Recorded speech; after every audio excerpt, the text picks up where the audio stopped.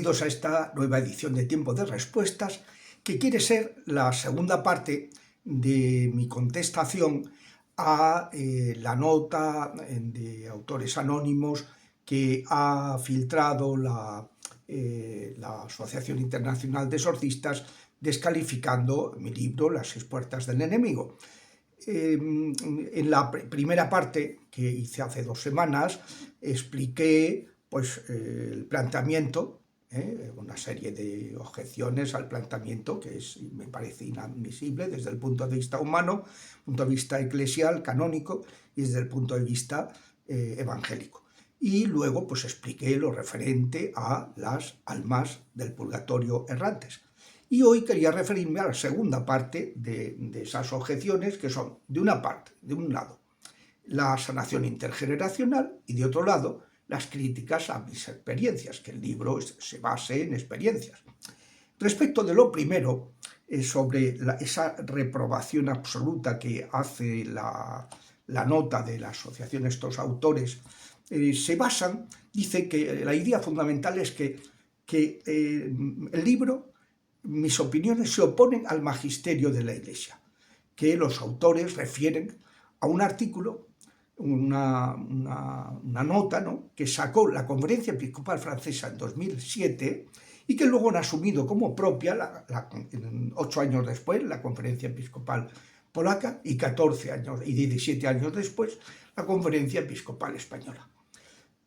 Esto no es así, porque en unos casos, como vamos a ver ahora, lo que critican estos obispos no tiene nada que ver con lo que yo he escrito. Por tanto, esos rechazos que me parecen correctos están a los que hayan dicho eso, pero no a mi libro. Y por tanto, atribuirle eso a mi libro es una infamia. Y por otra parte, porque esas afirmaciones, hay algunas afirmaciones de estos obispos, son meras opiniones no respaldadas por la Iglesia Universal. Vamos a ver lo primero. Decir que la idea de sanación intergeneracional conlleva sostener que hay transmisión de pecados y penas personales es completamente incierto. O sea que esto que vaya por delante. Está muy bien que critiquen, corrijan a los que sostengan que existen pecados intergeneracionales, que no sé quiénes son, pero desde luego ese no es mi caso. Y yo en ningún momento he hablado de que se transmitan los pecados, ni se transmitan las penas, sino debidas a esos pecados. De lo que hablo es de repercusiones de ciertos pecados graves no retractados en vida, que además de existir en el plano somático y psíquico, cosa que nadie me pone en duda, se dan en el orden espiritual. Como hemos comprobado, muchísimos que trabajamos en tenemos experiencia en esta materia. Segundo, no es cierto que haya ninguna influencia de los autores Robert de Grandis y John Hams en mi doctrina sobre el tema. Estos autores no aparecen para nada, ni sus argumentos, en la exposición que yo hago de la cuestión. Son autores que han encontrado apoyo en no pocos obispos, han sido apoyados por obispos, pero aún así yo solamente los he citado en una ocasión, al final del libro, cuando pongo las oraciones, al hablar de mi propuesta de oración de sanación intergeneracional, porque me ha parecido honesto el dejar constancia de que he aprovechado algunas sugerencias oracionales que me han parecido interesantes, aunque yo las haya reelaborado a mi manera. Y desde luego mi enseñanza no tiene nada que ver con la teoría de Jung sobre el inconsciente colectivo, que los consejos pontificios para la cultura y el diálogo interreligioso, en el artículo, la nota que sacaron Jesucristo portador del agua viva, una reflexión cristiana sobre la nueva era, en 2003, criticaron. Me parece muy bien, pero a cuento de que viene que citen esto en relación a mi libro como si tuviera algo que ver. Tercero, es completamente gratuita la acusación de que mi exposición del tema puede inducir a alguien a eximirse de su responsabilidad personal. Que haya exposiciones que puedan llevar a eso, no lo sé. Desde luego, en mi caso, me parece correcto que se advierta de ese peligro, que pueda haber gente que pueda escudarse, como dice la Biblia, ¿no? Pero en mi caso ya lo he tenido en cuenta en el conjunto del libro. Cuarto, me parece erróneo afirmar que mi recomendación de perseverar en las oraciones puede obsesionar a la gente con los demonios, porque como es experiencia común de tantos que hemos trabajado en el Ministerio de Liberación, esta liberación no se produce de ordinario instantáneamente, sino como fruto de un proceso de conversión y sanación interior que requiere constancia por parte de los afectados.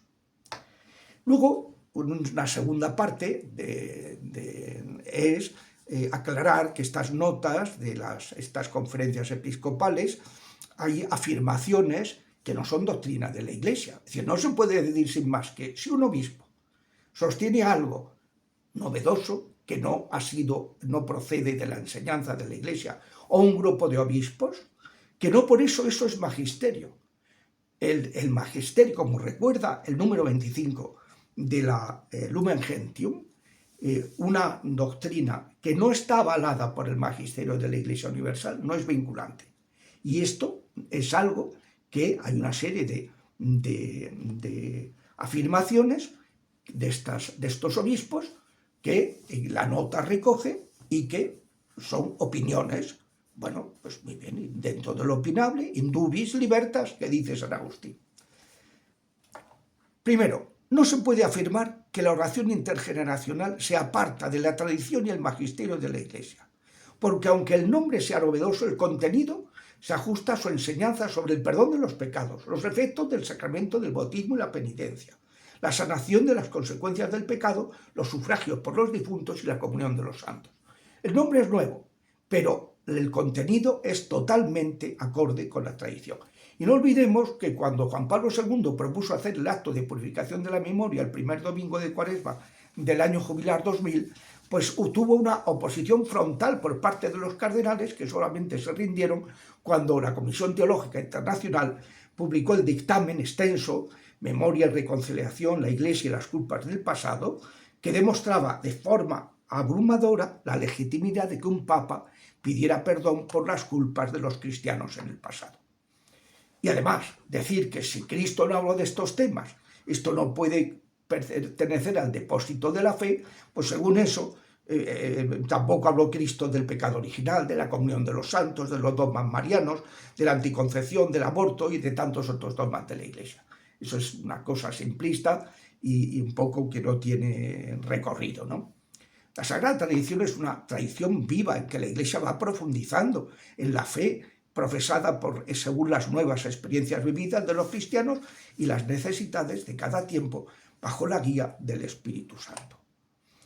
Segundo, no parece admisible el uso que la nota de la asociación hace de las fuentes de la fe, dos de la Sagrada Escritura y dos del Magisterio.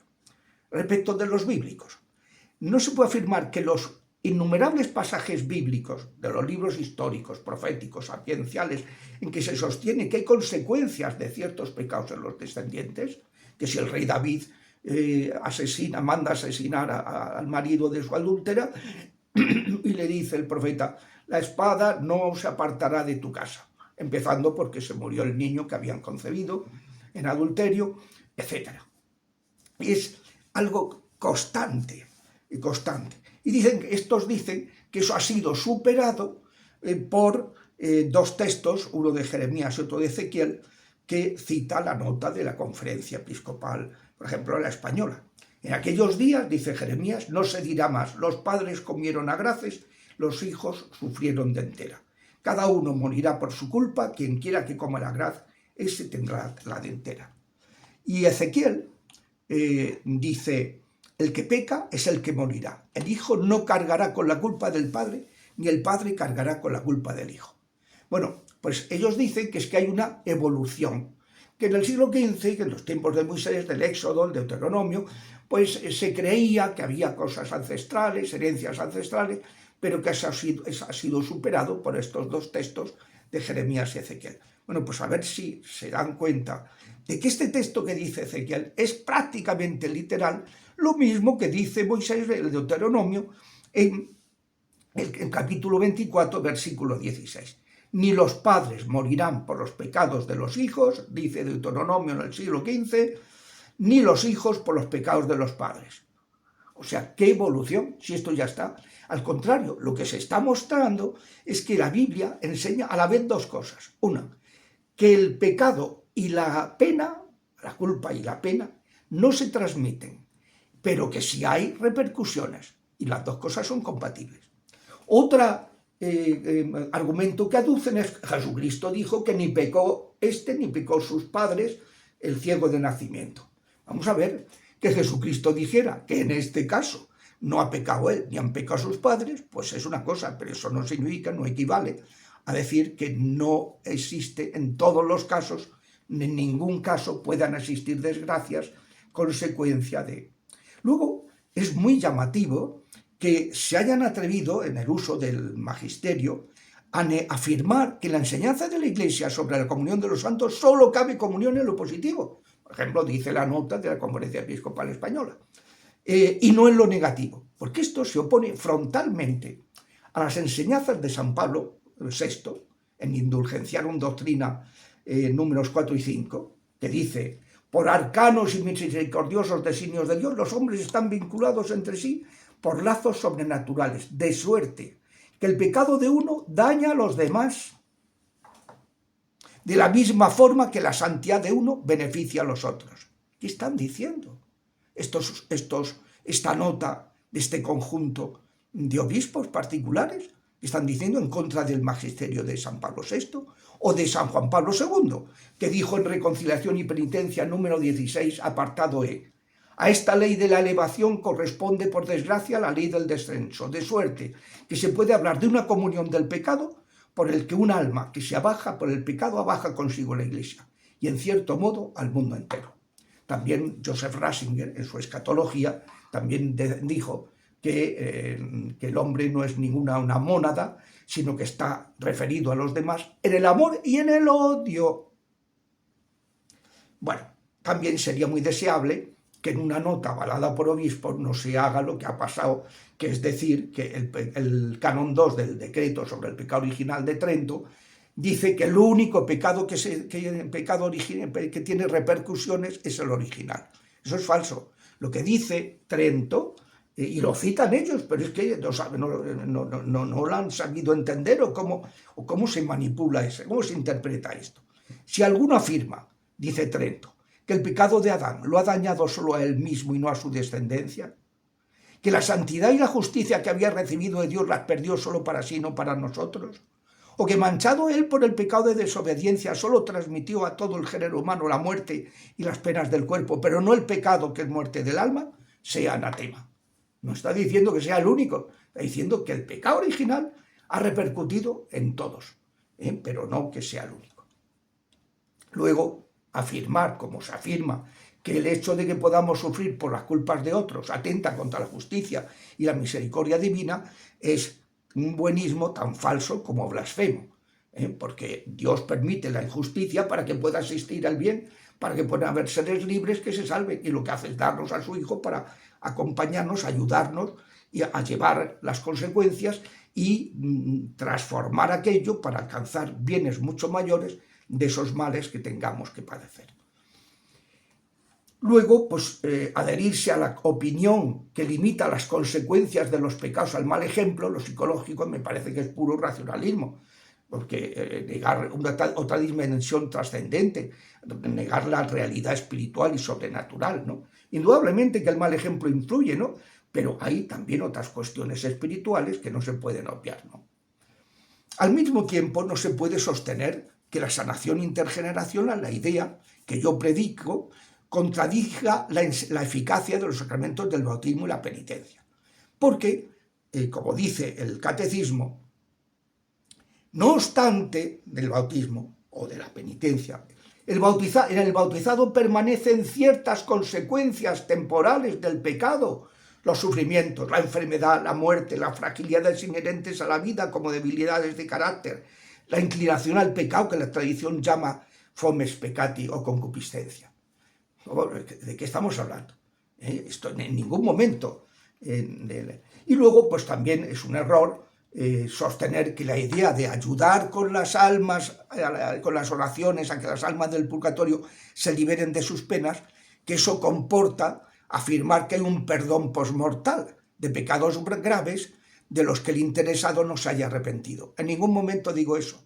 Lo que digo expresa y clarísimamente en el libro es que los sufragios por los difuntos pueden ayudar a purificarse a quienes no se habían retractado en vida, pero en el momento de morir se arrepintieron, aceptaron la misericordia divina y se salvaron. Y entonces, en esa purificación, que es todo un proceso de mejora, pues el alma se va purificando hasta llegar a estar en condiciones de gozar plenamente de Dios. Pues lo vamos a dejar aquí porque el tercer tema ya se nos haría muy extenso el vídeo y el tema del rechazo de mis experiencias lo explicaré en el siguiente vídeo. Hasta la semana que viene, si Dios quiere.